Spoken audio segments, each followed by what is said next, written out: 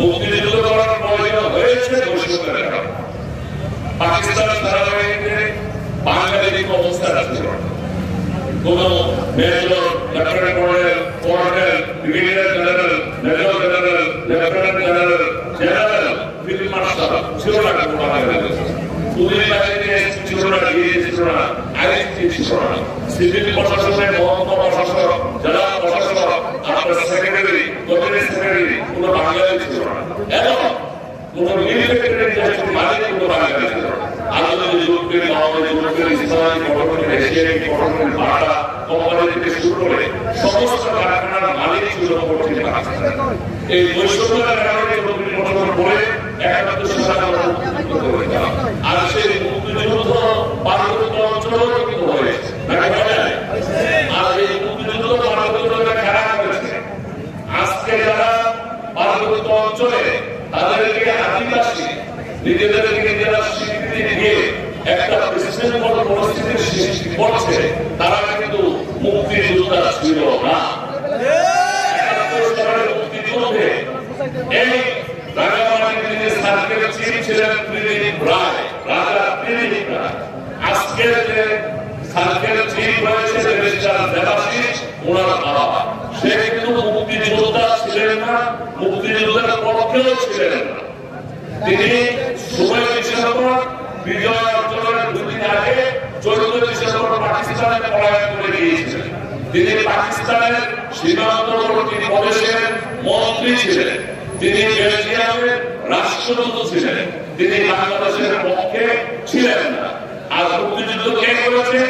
আমি সকালে এসে দেখতে পেলাম আমার সামনে বাড়ি সৃষ্টি তিনি হয় তার গেঞ্জি পড়া, তার বুকে লেখা বীর শ্রেষ্ঠ শহীদ মুন্সি আব্দুর রব স্মৃতি সংসদ। বাংলাদেশের মুক্তিযুদ্ধে ৭ জন বীর শ্রেষ্ঠ, এই ৭ জন বীর শ্রেষ্ঠের মধ্যে একজন বীর শ্রেষ্ঠ মুন্সি আব্দুর রব, আপনার নামে একজন গুলির কাছে তার সমাধি রয়েছে।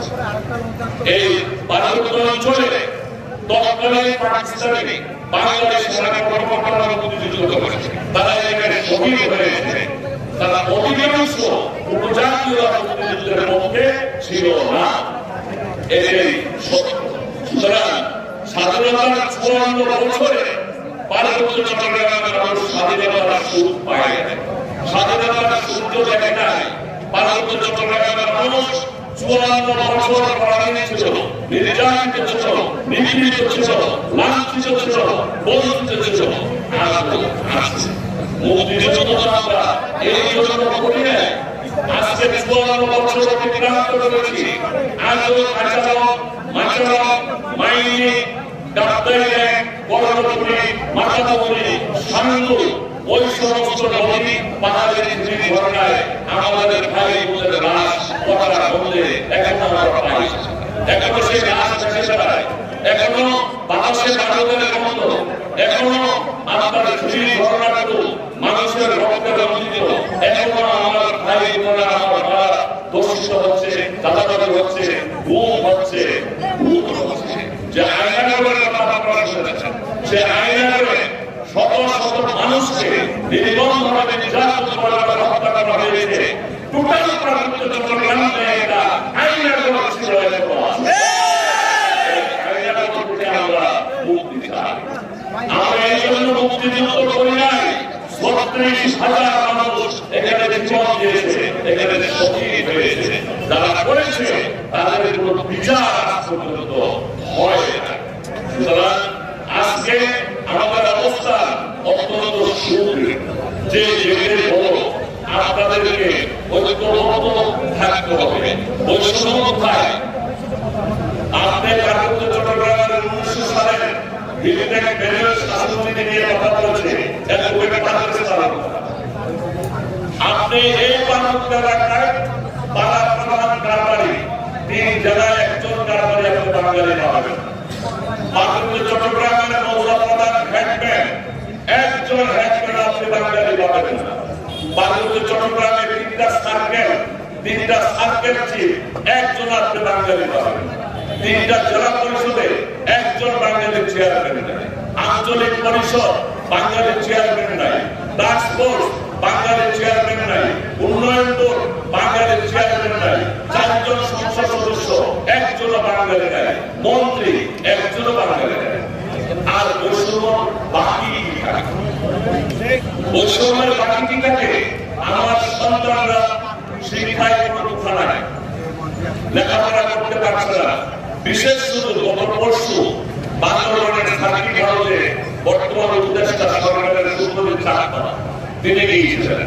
সেখানে আমাকে আমন্ত্রণ করা হয়েছিল। আমি বলেছিলাম যে আপনি তো চাকমা, বলে হ্যাঁ আপনার সম্প্রদায়ের শিক্ষার হার কত?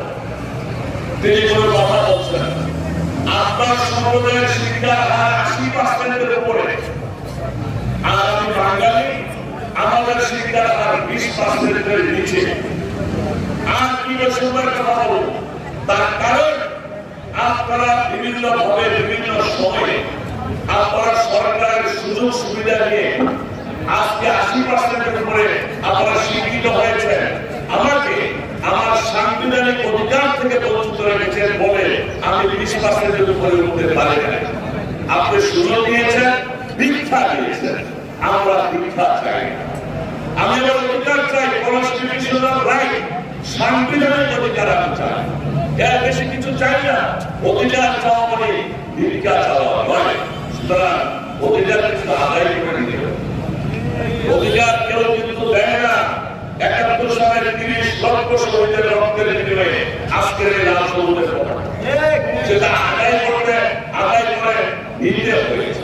আর ২০শে জুলাই থেকে ৫ই আগস্ট যে বৈষম্য বিরোধী আন্দোলন আমাদের ছাত্র সমাজ করেছে, ৪৫০ করে ছাত্রছাত্রী যাদের বয়স ২২ থেকে নিচে, ২২ বছর বয়সের নিচে ৪৫০ ছাত্রছাত্রী ওটার বিরুদ্ধে আন্দোলন করেছে, বৈষম্যের বিরুদ্ধে আন্দোলন করেছে। ৪৫০ শুধু ছাত্র ছিল, ৬৫০ উপর শহীদ হয়েছে। এখানে রিক্সা চালক আছে, শ্রমিক আছে, গার্ডিয়ান আছে, পথচারী আছে, ব্যবসায়ী আছে, তারা শহীদ হয়েছে। এই ৬৫০ মানুষের শহীদের বিনিময়ে আরেকটা মুক্তি আমরা অর্জন করতে পেরেছি, আরেকটা সোনালী দিন পেয়েছি, আরেকটা নতুন ভোগ পেয়েছি, আরেকটা নতুন প্রভাত পেয়েছি। কিন্তু পার্বত্য চট্টগ্রামে সেই ভোরের সেই প্রভাতের আলো আমরা কিন্তু পাই না।